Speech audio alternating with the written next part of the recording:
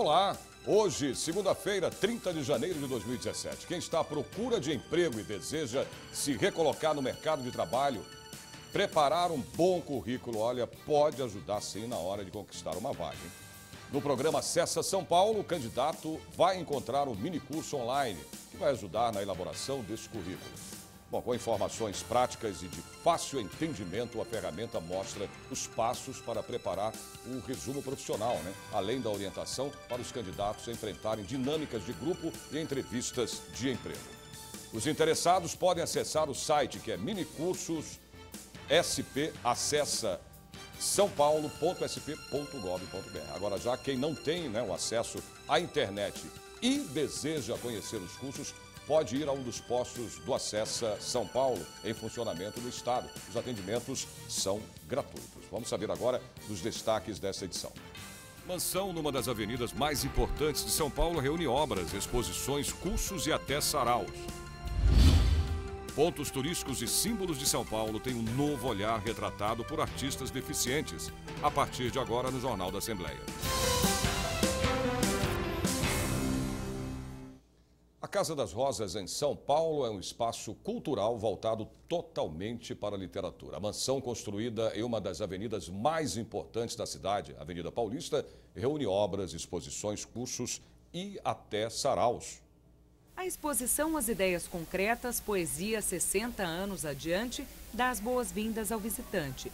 São 4 módulos que contam as várias transformações da poesia, relacionada ao movimento Poesia Concreta, que completou 60 anos em 2016. Vai encontrar os principais poemas, digamos assim, que deram origem ao movimento, muitas publicações, né, revistas, tanto dos poetas concretos como que vieram depois, livros, vídeos, poemas animados, vários objetos, né, todos gráficos, né, ligados com a literatura e com poesia concreta, e também publicações internacionais que mostram a repercussão da poesia concreta pelo mundo. A gente tem uma seção específica com publicações, com poemas de autores de outros países que trabalharam e difundiram a poesia concreta. Aqui está a arte original do poema Zen de Pedro Xisto. Reproduções em serigrafia de poemas como Dias, Dias, Dias, de Augusto de Campos, e Beba Coca-Cola, de Décio Pignatari. Eu acho legal porque aqui é uma casa que continuou como ela realmente era antigamente aqui na Avenida Paulista, né? Mesmo que construíram vários prédios, depois eu acho legal manter a casa intacta para manter a identidade da cidade. Acho interessante. Esse prédio foi um dos únicos que eles conseguiram o Condefar na época, então isso é muito importante para a história. A gente que estuda turismo, isso é muito importante para a gente, né? Um dia que, sei lá, trazer algum amigo de outra cidade, de outro país, então gostei muito da história. Eles preservaram muito a casa, isso é muito importante, preservação do patrimônio, muito bom. A arquitetura do prédio, onde funciona a Casa das Rosas, é um atrativo a mais. A mansão foi entregue em 1935 pelo arquiteto Francisco de Paula Ramos de Azevedo. A obra, construída em estilo clássico francês, tinha 30 cômodos, edícula, jardins, quadras e um pomar. Era aqui que se reunia a maioria dos milionários barões do café. Alguns ambientes tiveram a construção original conservada, como as escadas, os vitrais e os banheiros. Este acabou se tornando um ambiente para leitura. São 4 pavimentos, sótão, porão, andar térreo e superior, divididos em 5.500 metros. O nome tem justificativa nos jardins, ocupados por inúmeras roseiras.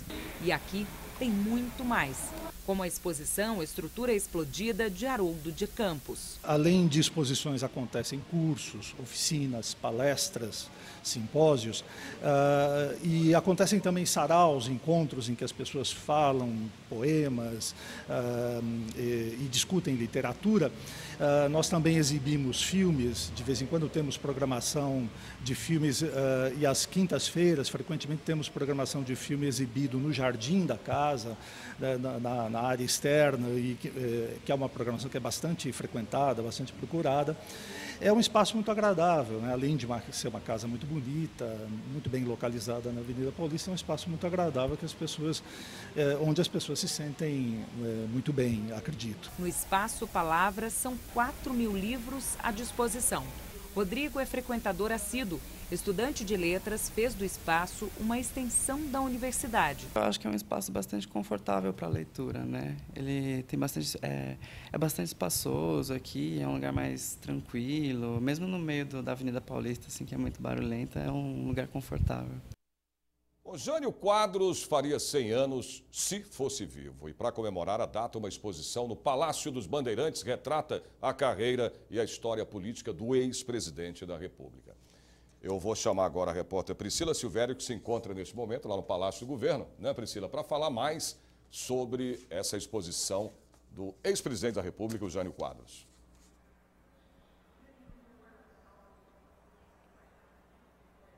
Oi, Sérgio.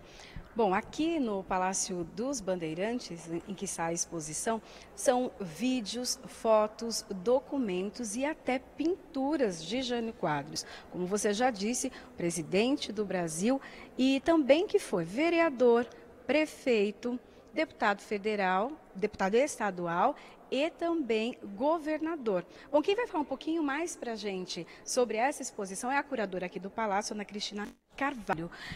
Qual a importância de uma exposição como essa, 100 anos de Jânio Quadros? Pois é, olha, palácios de governo, além de suas funções habituais, cotidianas, eles têm também o compromisso de evocar a memória da história política local. E essa exposição aqui no Palácio dos Bandeirantes, ela justamente traz a memória de um dos mais destacados personagens da política, da nossa história política, né, no Brasil. Então foram feitas aqui núcleos de ideias, onde podem ser refletidos vários temas, inclusive temas até atuais na história da política no Brasil.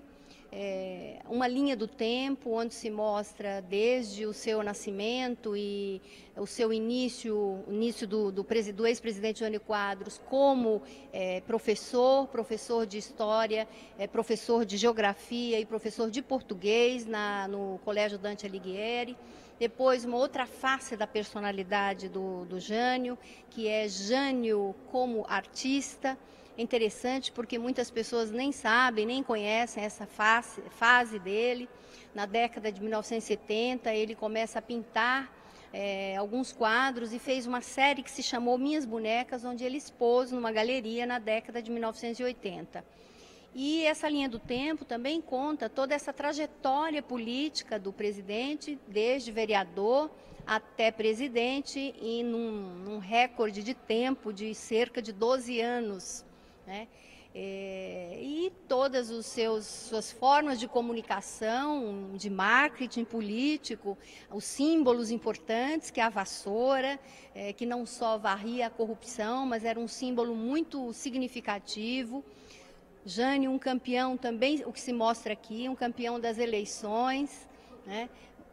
De votação, os famosos bilhetinhos, que estão também alguns expostos aqui, alguns da década de 1980, mas muitos outros de 1960 e 1961, pouco antes da renúncia do presidente. Também temos alguns objetos, né, da sala que ele acabava fazendo os despachos. Pois há também um núcleo onde trazemos também a memória dos palácios onde ele viveu, por exemplo, o Palácio dos Campos Elíseos, quando ele foi governador na década de 1950, e depois, mais tarde, enquanto presidente, ele vinha ao Palácio do Horto, no Horto Florestal, e despachava também enquanto presidente aqui em São Paulo. Então, há objetos que contam essa história, como, por exemplo, fotografia de 2 cadeiras, uma no Campos Elíseos, onde aqui ainda hoje esse acervo ainda está em uso, e a outra cadeira que aparece na fotografia é uma cadeira do Palácio do Horto, assim como outros objetos, como xícaras, onde ele também tomou café. Então, são objetos que evidenciam esses rastros da história, do cotidiano do presidente Jânio Quadros. Ok, muito obrigada. Bom, a exposição Jânio Quadros 100 anos fica então aqui no Palácio dos Bandeirantes até o dia 28 de fevereiro. às terças até os domingos, das 10 da manhã às 4 horas da tarde. É uma exposição gratuita, livre, qualquer pessoa pode vir aqui para conhecer um pouquinho mais, então, de Jânio Quadros. O Palácio dos Bandeirantes fica na Avenida Morumbi, 4.500. Sérgio. Obrigado, Priscila. Priscila, e vale a pena, né? Lembrando a você, essa visita, né? Conhecer um pouco da história desse polêmico presidente que, quando foi prefeito aqui de São Paulo, né? Teve muito mais polêmica ainda. Vale a pena você a exposição aí no Palácio Bandeirantes. E agora a previsão do tempo para amanhã, terça-feira. São Paulo vai ter sol, mas há possibilidade de chuva no final da tarde. A temperatura deve aí chegar aos 30 graus. Campinas, sol aparece logo cedo e o tempo fica aberto até o final da manhã, com possibilidade de pancadas de chuva no final da tarde e no início da noite. A máxima é de 30 graus. Em São José dos Campos, o sol aparece entre nuvens pela manhã, com tarde nublada e pancadas de chuva. A máxima deve aí alcançar 32 graus. Sorocaba, o dia amanhece ensolarado, mas as nuvens aumentam. Pode chover a qualquer hora do dia. Os termômetros devem atingir aí os 29 graus. Ribeirão Preto, dia começa com muito sol. No final da manhã e início da tarde, podem aí ocorrer chuvas rápidas. A temperatura aumenta, deve chegar a 33 graus. A Superintendência Regional do Trabalho em São Paulo lança um protocolo contra o trabalho escravo e infantil. Você vai ver já já.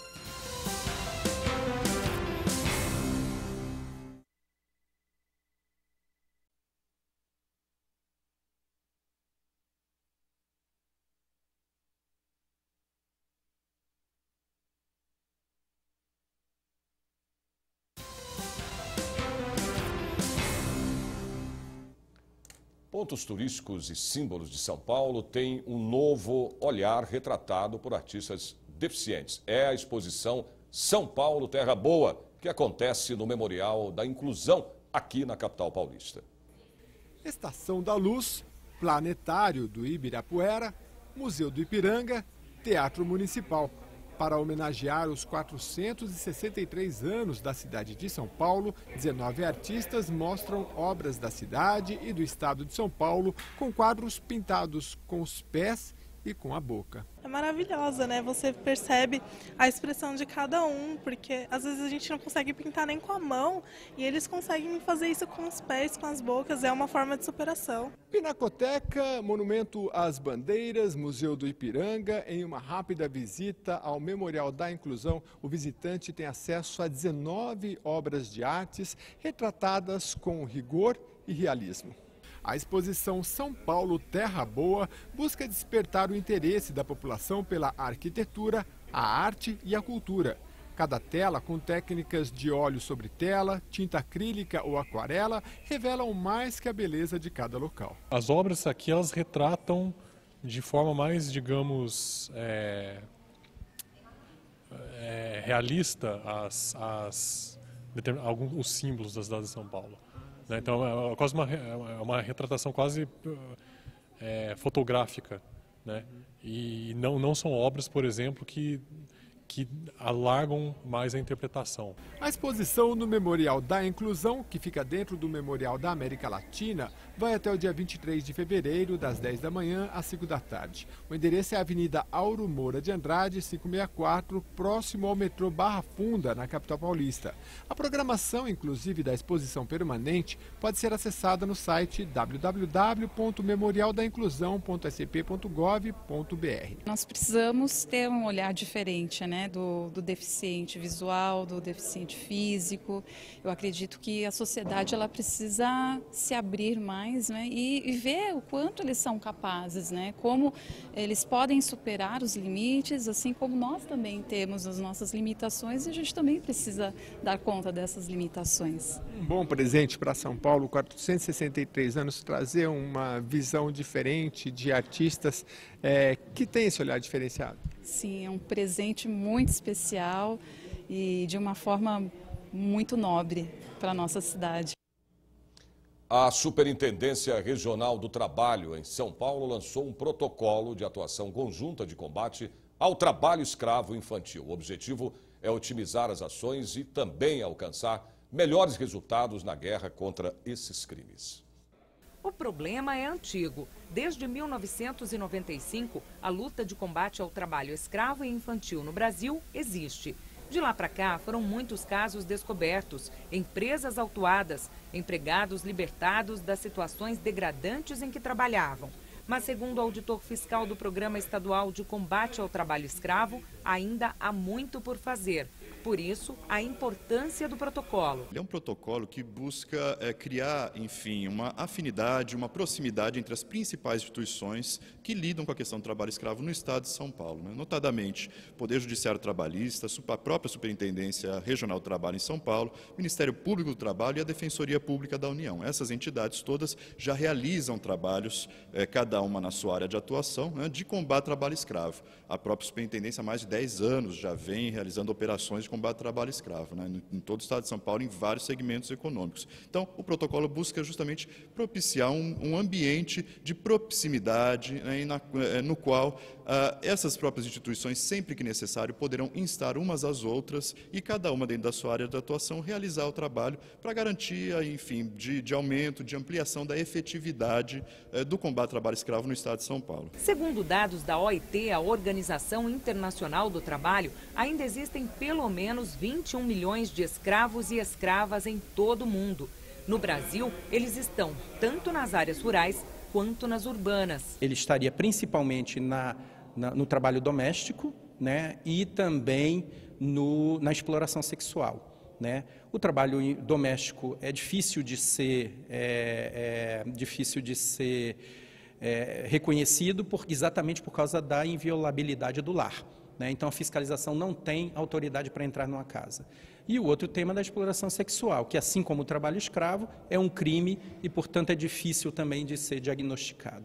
O evento também faz uma homenagem ao Dia Nacional do Auditor Fiscal do Trabalho, comemorado em 28 de janeiro. A data foi escolhida depois do assassinato de 3 auditores fiscais do trabalho e de um motorista do Ministério do Trabalho, quando os profissionais se preparavam para uma operação em fazendas na região de Unai, Minas Gerais. Nós, do Sindicato Nacional dos Auditores Fiscais do Trabalho, há 13 anos fazemos anualmente eventos buscando por justiça.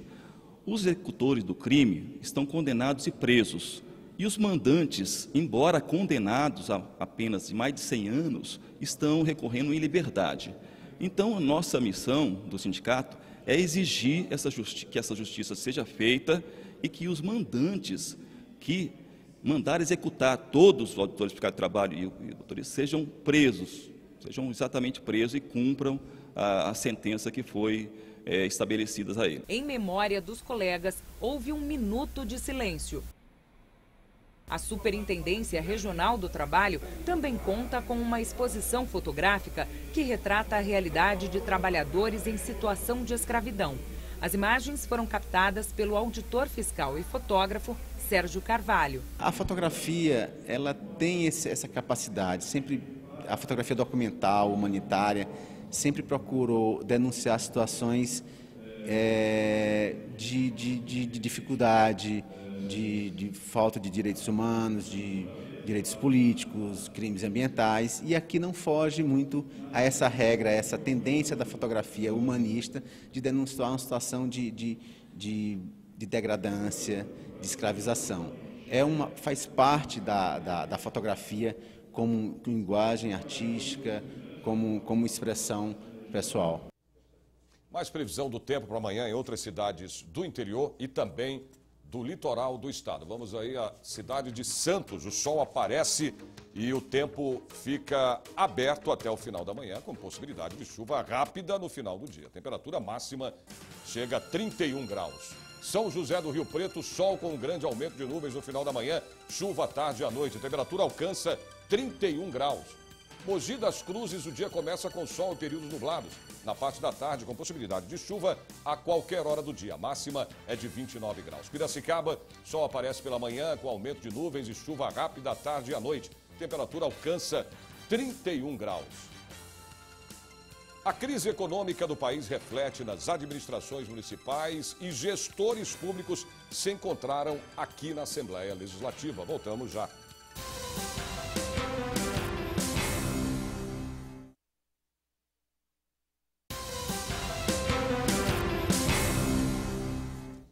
A crise econômica do país reflete nas administrações municipais que começaram agora. Bom, para ajudar a encontrar soluções para este e outros problemas, gestores públicos municipais se encontraram aqui na Assembleia Legislativa. Veja aí.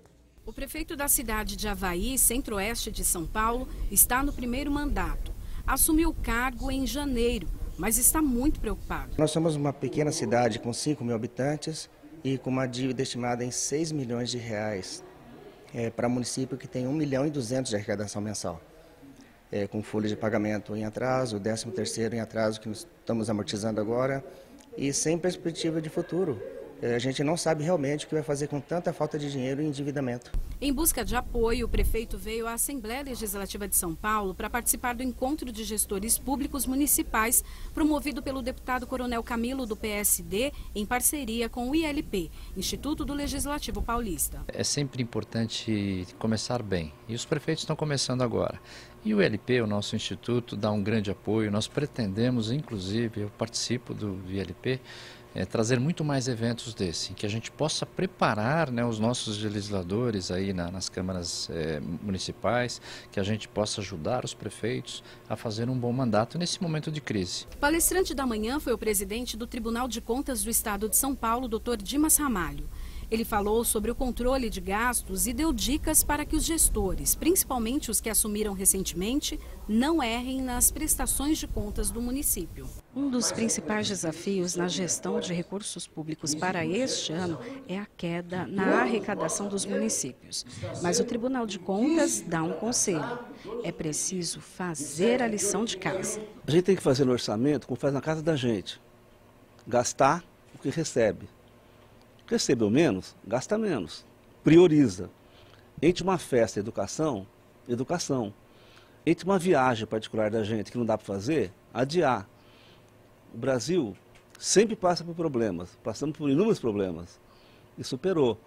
O prefeito que se elegeu agora, ele tem que entender primeiro que ele foi eleito porque ele quis ser eleito. Ninguém foi buscá-lo na casa dele, sai candidato aí. Ele saiu, foi escolhido pelo povo. Então ele deve fazer o melhor que ele tem que fazer. O orçamento é para ser cumprido. No período da tarde, o deputado Coronel Camilo do PSD falou sobre a administração pública municipal e as soluções para a gestão da segurança pública. Às vezes, pequenas atitudes de organização da cidade, de zeladoria, de iluminação, podem fazer a diferença e melhorar a qualidade de vida das pessoas. A ideia é ajudar esses prefeitos, ajudar essas cidades do estado de São Paulo a fazer mais e melhor pelo cidadão que trabalha, que mora, que vive na cidade. O auditório Teutônio Vilela ficou pequeno para tantos interessados. O prefeito da cidade de Oriente, região sudeste do estado, saiu satisfeito. A crise financeira hoje afeta muito os municípios, ao passo que a gente tem a obrigação da aplicação dos recursos arrecadados. Então esse evento é muito importante para que a gente possa ter contato com o presidente, diretores do Tribunal de Contas, com deputados da Assembleia, as pessoas que vivem o dia a dia dos municípios e possam ajudar a gente na aplicação e cumprimento da lei. Previsão do tempo para amanhã, terça-feira, em mais cidades do interior do estado. Vamos ver agora a cidade de Franca. Sol pela manhã e aumento de nuvens na parte da tarde, com possibilidade de chuva no decorrer do período. A máxima atinge 31 graus. Em Bauru, dia de sol com nuvens durante o período, possibilidade de chuva à tarde e também à noite. A temperatura chega a 28 graus. Limeira, sol entre nuvens pela manhã, com chuva à tarde e à noite. A máxima atinge 32 graus. Marília, o dia começa com sol entre nuvens. Há possibilidade de chuva. A máxima prevista chega a 27 graus. O Jornal da Assembleia de hoje termina aqui. Mas você pode acompanhar toda a programação da TV Assembleia SP através do portal, que é o al.sp.gov.br. A gente se vê de novo amanhã, a partir do meio-dia. Até lá.